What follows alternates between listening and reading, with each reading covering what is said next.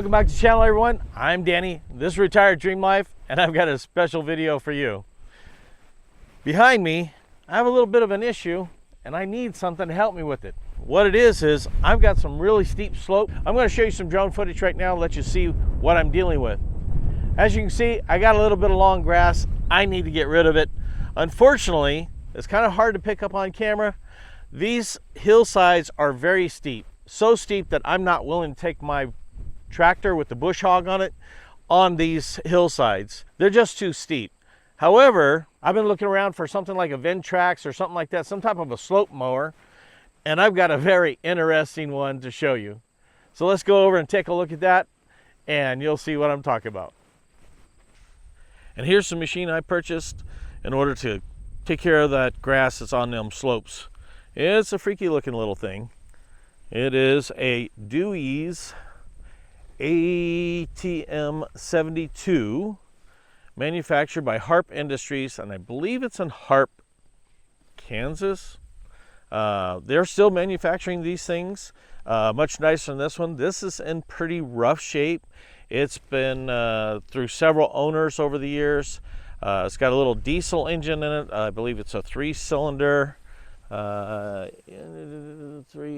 three-cylinder diesel engine, air-cooled.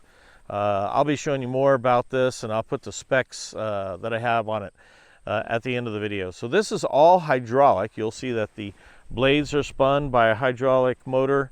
The front and rear wheels are both hydraulically driven. There's hydraulics here for the leveling. So when you're mowing a hillside, that deck will be at an angle and you'll still be sitting vertical. The diesel fuel tank's right here. It does have a little fuel level indicator. Right now it looks like it's about 3/4 way full. There's micro switches down in this little part right here that tell it when it's starting to lean and to move the hydraulics.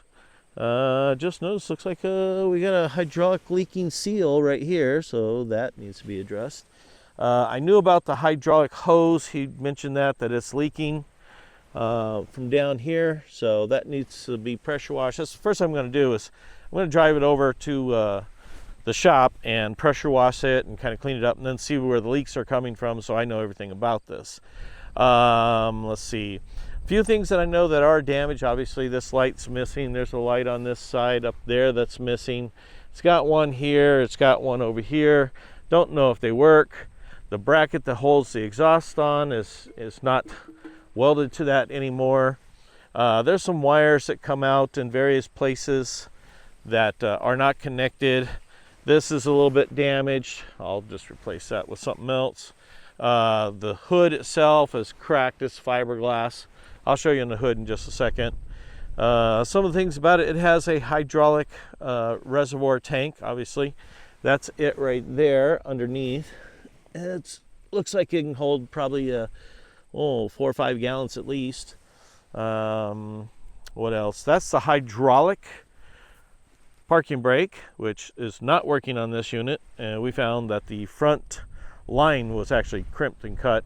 Seat is messed up on it. The armrests are gone. Let's see what else. The little hood hold downs are missing. Everything works on the dash. It's pretty straightforward. I'll show you that in just a second. Oh, here's something else. This deck right here starting to rot through in this spot right here. Feels pretty thick everywhere else, so I can just cut that out and patch that. And the tires look to be in pretty good shape. He said the back tire has a slow leak, so we'll check that. And what else? Runs good. Interesting thing about this thing is there's no up and down on the deck. That's manually done through these spacers right here. And in the middle, there's like an adjustment to raise it up. And back here where the pins go in. So it looks like it's pretty well up as far as it may be able to go. I don't know. Anyways, yeah, so this is a freaky little thing. Let's take a look at the hood, under the hood.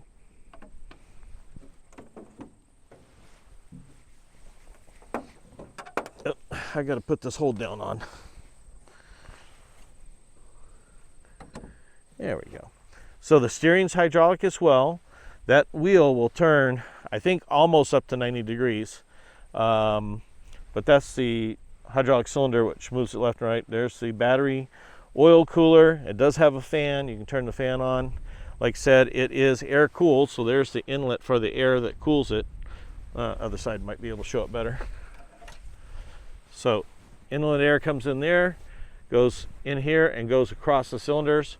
Like I said, it is a 3-cylinder diesel engine, and it is manufactured by Lister-Petter, and it is an L4P engine.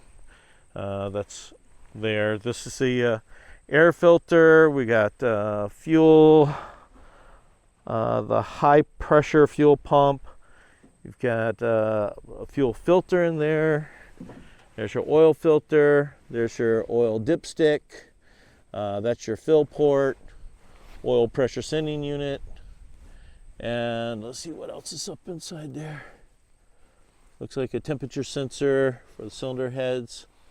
But I do know that some of these hoses, they're starting to look a little bit cracked and dry rotted. This is the fuel return line, and it has like a possibly a check valve or check/filter, something like that. But yeah, it's in pretty good condition. I mean, running condition. You know, it definitely could stand to be, given some TLC. But I'm going to put on the screen what Harper Industries wants for one of these brand new. And then I'm going to tell you how much I paid for it. Looks like it does have a shade, sunshade, a rollover bar, which is good. That looks like kind of an aftermarket deal looking at them welds.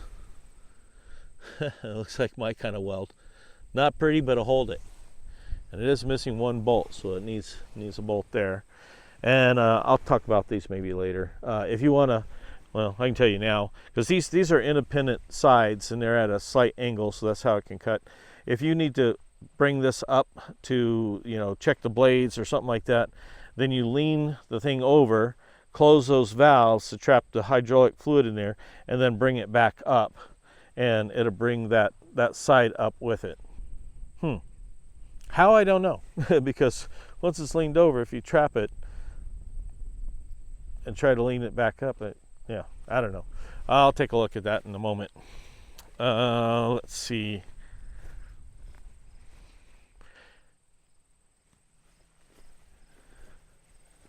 All right, so anyways, I'd seen this on Facebook Marketplace. It was down in Georgia. We're up here in West Virginia, in the hills of West Virginia. And it was a 12-hour drive to go down there and get it.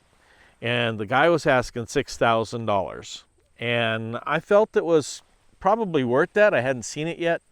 Didn't see the condition of it. But I felt it probably was worth the $6,000 because it's such a unique thing. Diesel engine, and all that kind of stuff. But there was no way I could get down there. So I kind of passed on the deal. I did talk to the guy a little bit. And then, I don't know, just recently, about 2 weeks ago, I saw the price drop from $6,000 down to $4,000. Now this thing is definitely worth $4,000. So I started talking to the guy again, and I was like, I really need that. And he's like, man, I really need the money. I said, but you're so far away, and I just can't break away from here and all the work I'm doing here to go down there and get it. And I asked him, I said, I tell you what, because at that time he'd offered me $3,500 to buy it. And I was like, okay, how about this? I'll pay you the $3,500, and if you'll bring it up here to me, then I'll pay you that additional $500 just to bring it up here. I'll give you the full $4,000 for bringing it up here to me. And so he was up for a road trip. Very nice guy, retired Navy guy, a veteran like myself. I was Air Force. And so he brought it up here. He goes, one thing, I don't want to pull it on a trailer, so I have a flat bed on the back of my truck. Do you have any kind of a ramp around there? I'm like, no, but I got a bulldozer. And I've got a big dirt area. So I built him a ramp. Said, here you go. I asked him how high did he need it. He said 38 inches. And so, yeah, out of dirt, I built a ramp. So he just backed up against here. We pushed a little more dirt to close in the gap and came right off. After we pulled it off, we parked it there, and that's where it's been sitting. So now we're going to get it and take it over to the garage and start pressure washing it, cleaning it up.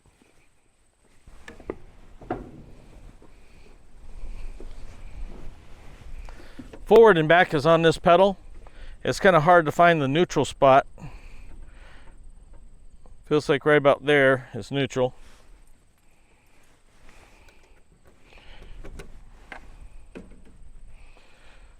Let's see, that's off, off. That's off. Lights are off. Fans off.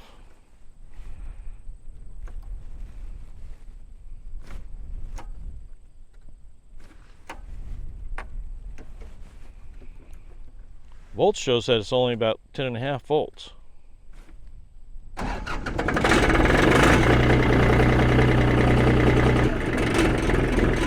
Well, this does require you to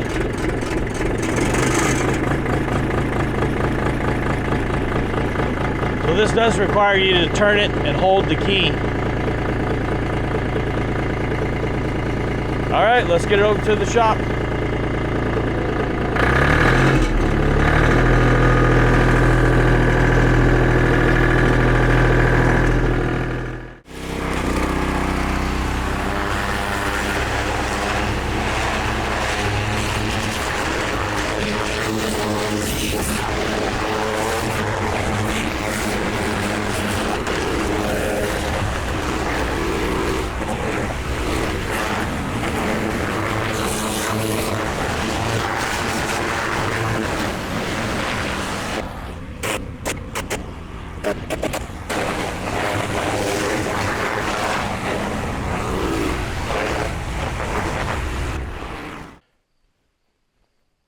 All right, after looking it over, getting the pressure wash down, I'm finding a lot more things that kind of need to be addressed. The two biggest ones is there's a hose in there that's leaking, and somewhere back here, I think it's the packing seals that's leaking on this one. I need to run it now that I've gotten all this oil off and see where it's actually dripping from. I don't know if it's from the hose or the seals themselves. I believe it to be the seals. I found that over on this deck, it's also getting rusted through. The blades definitely need to be sharpened. The back tire is going to have to be replaced because it's actually flat. It's dry rotted on the sides. The emergency brake doesn't work. It goes down to the back, but the front, it stops right at the top where it pivots. I think there was a flex line up inside there. Gone, long gone. The oil was changed, so that's good for a while. We've got several filters on here. That's obviously the engine oil filter.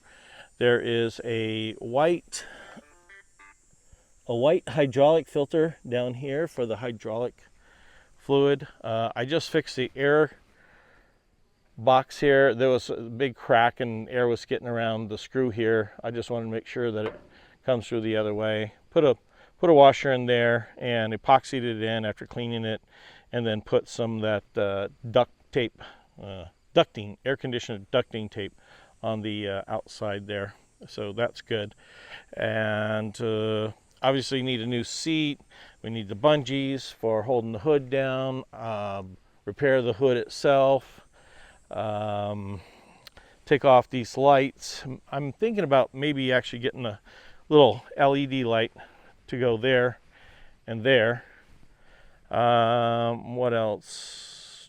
There's just a lot of little stuff. I mean, there's 10 zert fittings on each side. One here, 2 right here, and then one way back in here. And on the other side, this one's broken. Those 2 are okay. Why this one's pointing inward, I don't know. He probably just didn't have one that looked like this. Slapped that one on there. This one's busted off, so I'll have to get an easy out or something to get that out so we can grease it. But there's 5 grease fittings there. I haven't been able to find any up inside there yet. There probably is. I would think that there is. I'm not seeing anything down there, but there is. Here's the little jack screw I was talking about for raising it, the deck up and down. And then, of course, removing the spacers there. Oh, over on the other side, while I was pressure washing it, there's like a PVC valve. It's plastic. It broke. It goes right in between here. Need to get this muffler fixed. Probably gonna look online for muffler brackets and stuff like that and see if I can't find something that is rubber, and a rubber isolator between this and this right here. Maybe there is a rubber isolator goes on there and then it wraps with some clamps. I'm not sure, but it's working. So let me get this wire up off there, that's for sure. Move that wire back in more. There's just a lot of this kind of stuff, you know, broken wires, lights don't work. Just a lot of TLC stuff, really. Nothing major other than that hydraulic hose down there and then the cylinder that's leaking. Oh, and of course the back tire. That's going to cost a bit of money because those are not... I don't know. He told me that those were ATV tires, so maybe I can find them. The front one's okay for now, so I'll leave that. Although it only has about half its treads. As long as the outside ones are good, so I can bite into it. Those of you wondering about this TE669, and then down here TE669 dash something or another. Here we go. USCE-CWP-L. He explained to me what this was. I've already forgotten. U.S. Corps of Engineers, C Division, I don't know. So that's who probably originally had it. But as you see, the TE669 is all over it. There it is again. It needs some little stuff like, you know, little triangle decal. It's minor, right? Not a big deal. Definitely needs some fresh paint on here. This is just almost bare metal. That is bare metal and getting rusty. Definitely needs a seat. It'll work for now. And here's something. Looks like they use a plasma cutter to trim the bottom edge of this. This is the pedal that makes it go forward or back. So it looked like they did that so it would clear this right here. And so I think I'm going to take this off and just run this on the grinder and kind of get that little corner, just kind of clean it up so it didn't look like a homemade pedal or something. Also, the adjustment for it moving forward and back, there's like a neutral position. There's some adjustments he was telling me that up inside you could adjust it so it doesn't creep forward or creep back once you start it. Right now it's creeping forward, so you need to do something about that. The way you get to the blades is kind of interesting. You lean it to one side, and then you close one of the valves depending on which side you're wanting to raise up, and then you make it lean back the other way, and when it comes up, it will raise up the opposite side. So I'm going to go read up on that.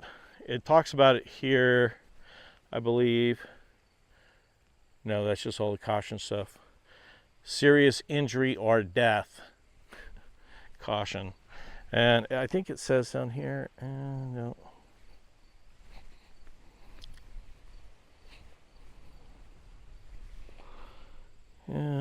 No. Somewhere I thought it said it. I think it's on one of the manuals, which tells you how to do it. A lot of caution stickers all over this thing, and I can see why.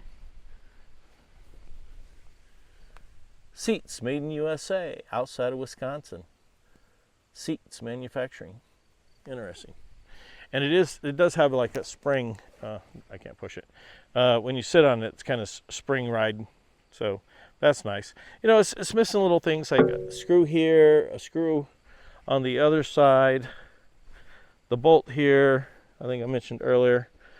That screw's missing there. Just TLC stuff. Just needs to have some TLC stuff done to it. Someone appreciate it and care for it. It is a unique looking machine and works in a very unique way. So let's get it over to the shop and we're gonna start working on it. However, we're gonna wrap up this video. Well, thanks for watching, everyone. We'll catch you on the next video, which may actually be me repairing this thing. Don't forget to like and subscribe.